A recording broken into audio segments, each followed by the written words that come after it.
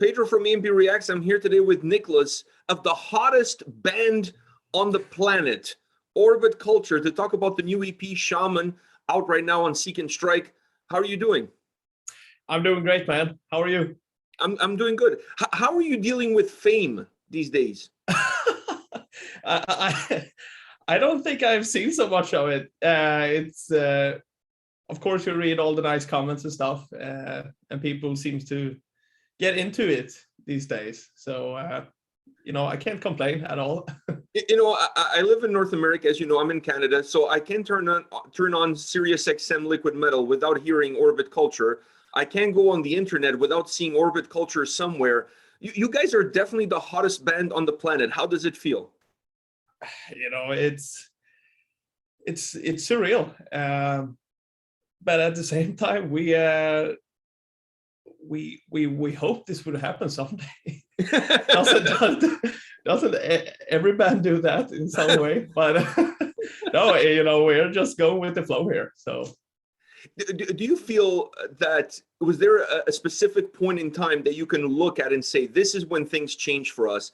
This is when people start noticing Orbit Culture? Or has it been more of a gradual process and now you're kind of just collecting the fruits of your labor? It's been very gradual, as you said. Looking at stats and stuff from Spotify, I can actually see this curve. It's a very slow burning curve, but it's at least it goes up. So I think that's been great too, because we're it's given us the time to really settle in properly. Yeah, it hasn't all happened at once. For me, it feels like the rest of the world has caught up with all of the rest of us who have been listening to you guys for a very long time. So it's like finally, yes. everybody has discovered what everybody else has known for a very long time. That's how it feels. That's awesome. It's great. As you look at Shaman, I was really surprised that you guys decided to release an EP. I mean, it's been about a year since Naya came out, the full-length record. Were these songs that you guys had left over from the full-length album that you kind of like, they didn't make the album, so let's hold them up a little bit and then release an EP down the line? Like, what was the thought process there? No, it was more like once we released Nidja there, even earlier when we weren't even finished with Nidja, I started with like a new Cubase project. I had these different projects with different mix templates and stuff, and then I just started to write in that. And actually, those 5 songs on the Shaman EP come from the the new album writing pool in some way. So we got plenty of material for another album too. So wow. Wow, but, you guys don't stop. No, it's in some weird way, I guess we're some sort of workaholics or something. But this is something that I can't get out of my head, and if I don't do it, I will turn insane at some point. So I have to do this to keep up with my sanity. So what was the main goal that you guys had for Shaman, for this specific EP? Like you said, you're working on songs outside of what you had done for the previous record. You have already almost enough material for a new album. So what goal are you guys trying to achieve by releasing an EP, perhaps squeezed in between 2 full-length records? It all comes down to the pandemic. Basically, we felt like we were robbed of the Nidja campaign there, and at the same time we are so used to write stuff, and we've with the time being given, we just felt that let's secure some more ammunition for the live shows once that is opening up. So that's basically the whole thought about the behind the scenes thought about the Shaman and how it came to be. Where does the name of the EP connect with the songs within the EP? Do you guys see yourselves a little bit of the metal shamans? Is that where you're going with? No, it's such a weird story, and I don't think people will understand it. But when the pandemic hit, in some way, as privileged as it may sound, I really started to miss going on vacation, like going to the beach and like, you know, just be near the jungle and stuff. And that, you know, that found its way into the new songs. So once we got more deep into the process, I started to read about, you know, the jungle and shamans, you know, Aztec stuff, and that's where the pirate stuff came into. I just wanted to be in the Caribbean for a while. I mean, who doesn't? I wish I was there. So like, I don't blame you for that. This is the third EP that you guys have released. So when you look at the creative process behind an EP and you look at the creative process behind a full-length record, what freedom does the EP give you that a full-length record perhaps doesn't? I think it's always nicer and a bit more stress-free to only work on, you know, 5 songs instead of 12. So in some way, I think it's easier to really focus on, you know, making these 5 songs or 4 songs or whatever the best you can do. But yeah, I think that's the main, you know, difference, is that it's a lot more stress to do an album. And you know, you of course you put yourself into the writing and, you know, the whole making of the EP, of course, but it's such a larger project with an album. It's, yeah, that's basically it. Does it musically give you a little bit more freedom as well to try different things? Because I feel like when you're putting an album together, you want the record to be as consistent as possible. But on an EP, like 4 songs, 3 songs, 5 songs, you kind of can go almost anywhere you want to go. You don't really have to follow any patterns. Yeah, you're absolutely right. But at the same time, of course, you always feel like with certain songs that it doesn't feel you know, they shouldn't be there. But to be honest, I don't think about it that often. I just write and record what I feel is cool at the time. but when it's more when it comes to the visuals. I think the visuals helps a lot in you know, gluing all the songs together too, in some way. Yeah, I agree with you. It's funny that you take a very simple approach to creating the music, and meanwhile, the ones that listen to it, we overcomplicate it by trying to find out, oh, there's got to be more to it. So let's peel all these layers, you know. And meanwhile, you're sitting at home, it's like, no, it's just a song that I think it's really cool. Yeah, but that's the beautiful part of it, that people are, you know, getting the song into their ears and just feel a certain way when it's originally just a couple of boxes and guitar and stuff in a DAW.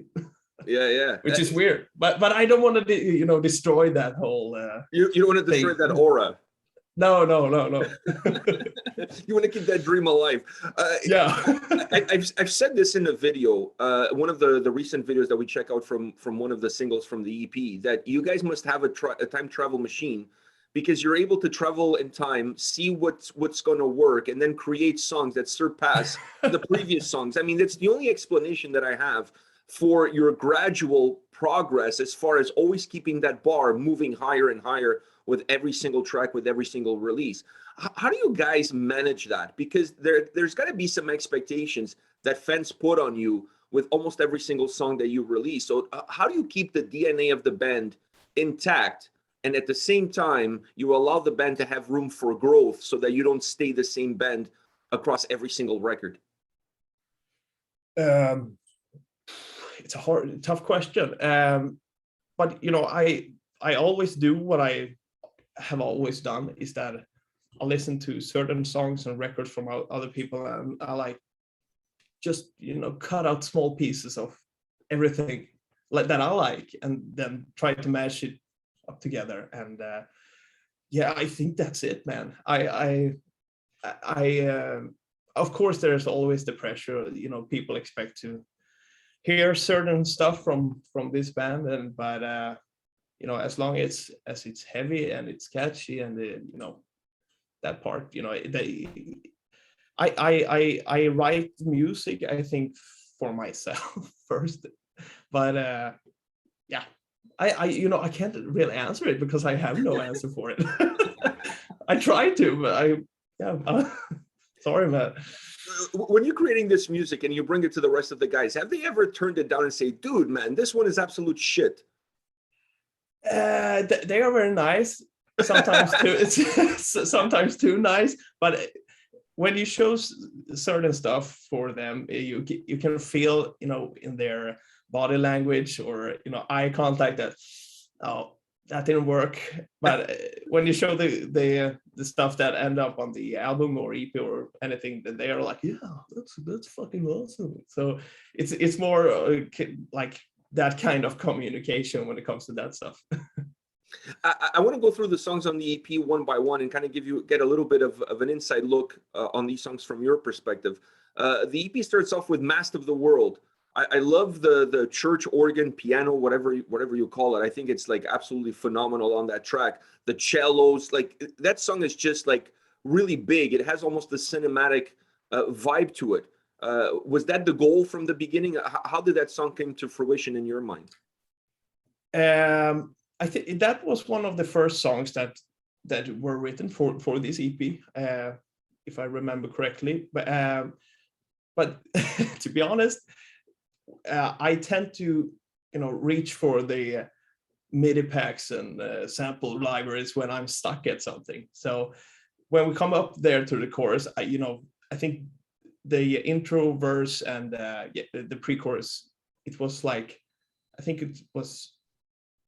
I left it out for like 3 or 4 months because I couldn't get forward. And then I just took this like church organ and then the song just evolved. So it was like, I don't know, I wrote it in like an hour, the first half, then waited 3 months and then finished the song in an hour. So basically it took like 2 hours to write it, but in a gap of, I don't know, 4 months. 4 months. Wow. Yeah. Really interesting. Is that I felt like out of all the tracks that you guys put on this EP, this is perhaps the best one to open up things because it really opens up the door. It has a big volume. It has a big sound. Is that the reason why you put it up top? Yeah. We just wanted to make the fans, feel like they are home, with these sort of chugging, like, I don't know if it's triplets or whatever, but that's in our spine. It's in our DNA now. So we just wanted to let the people in and feel like they're home with Orbit culture again.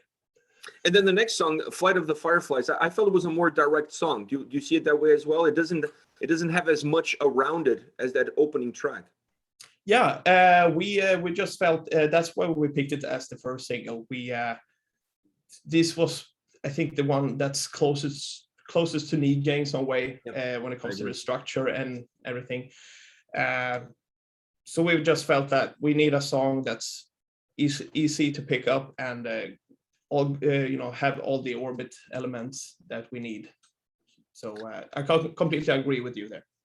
And then Carvings. I mean, this is a live song. I think you built this song thinking of performing live. There's no other way around it. The moment I listen to it, it just has all those little elements that you want in a live setting, so that the fans can interact with the band can interact with the fans, and then you have this communication back and forth. Did you feel that way from the beginning? Yeah. In the chorus there, I think every one of us felt that we hope at least that people will catch up on this Carvings shout live, and I think that was the first part written for that song. So we just build it around, like, as you said, having it as a live track, and it's very easy for every one of us in the band to play, and we just want to be able to run around and like chug that and keep the audience going. So and get everybody screaming Carvings. Yeah. It's perfect. You know what I mean? It's like the song where everybody is going to have their horns up in the air and sing Carvings with the lowest voice possible. It's just a live song through and through. I just love how that song comes across. And then after that, you threw me for a loop with Strangler. I felt like, what is this? This is very radio friendly. It had a little bit, I'm not going to say pop, but it had a little soft element to it. And it was the song, if there's peaks and valleys on this EP, this is definitely the valley in terms of not having the same kind of intensity. How do you describe this song? It's basically a live song too. We wanted people to shout out, get out, and all this stuff. And as you heard, the opening riff and the whole song basically on guitar, especially, you know, it's a amateur song for a startup guitar player or whatever. It's so easy, but I think that one will live and breathe in a live setting. I think so too, because it has that rock, that underline, just pure rock and roll vibe. There's no fillers, there's no add-ons. It's just like a rock tune. Yeah. So we will see how it goes though. But yeah, that's one of the things I remember actually the band said that, like, that riff was, that was not so good, when you play it by yourself, but in the context, it's kind of catchy and it gets your head moving. So yeah, and your feet stuck with stomping. it. Yeah, and your feet stomping. That's what it did to me. Yeah. and then the last track on this EP, A Sailor's Tale. I mean, this is an epic song. It's the longest track on the EP, and it's definitely a journey. And I felt that you guys took some of the elements from the opening song and you kind of brought them to the last song, so that the EP almost feels like it goes kind of full circle. What inspired this track? It's a really interesting track, specifically with that interlude towards the end, like a built-in musical interlude.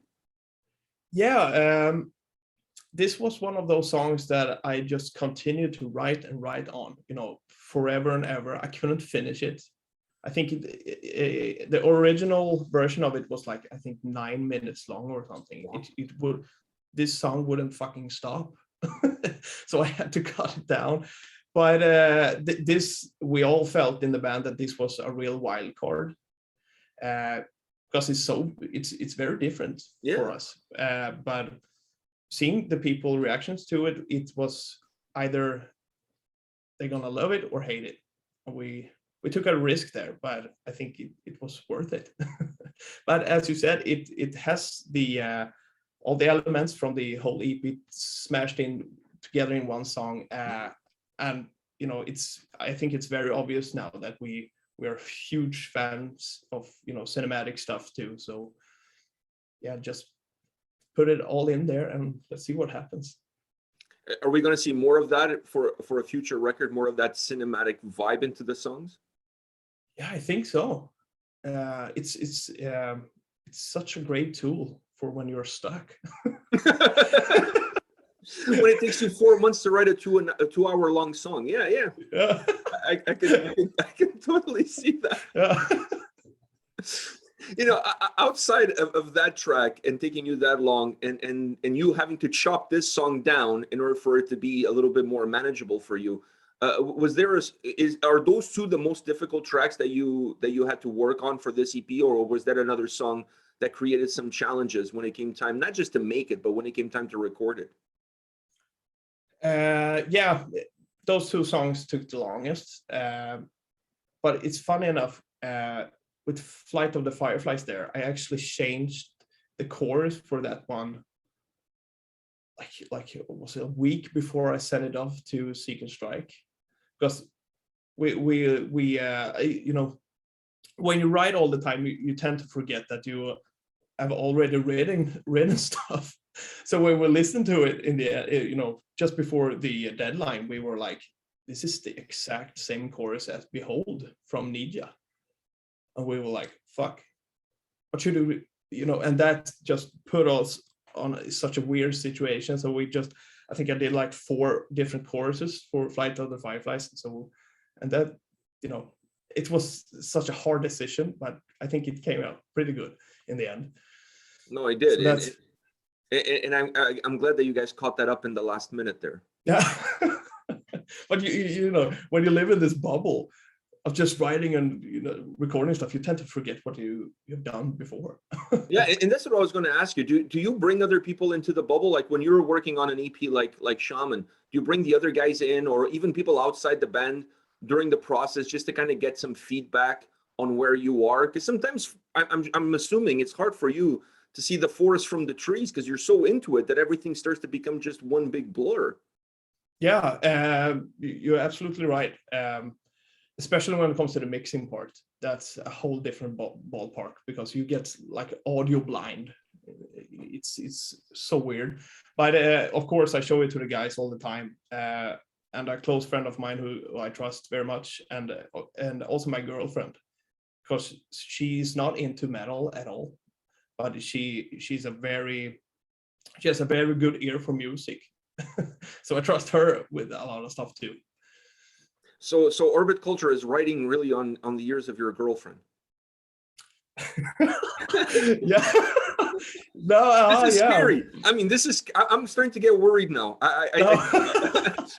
No, but she's so much more when it comes to music theory and stuff. She's very into that sort of stuff, and she was the one that actually said this is exactly the same as Behold when it comes to the chorus there, and I just like, no, hell no, it's not. But when I actually listen to it, how it moved, how can you not hear it? But at the same time, I have to defend myself. I was so much into the writing process there, so she helped me pull myself out there. Wow, you owe her big time.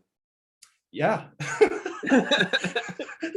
You have to add her to the credits at the back of the CD. The thing, you gotta add her to the credits. One last question for you: as you start to see the growth of the band, and as you start to see how far and wide this growth is taking you guys. I mean, in North America, you guys have completely blown up.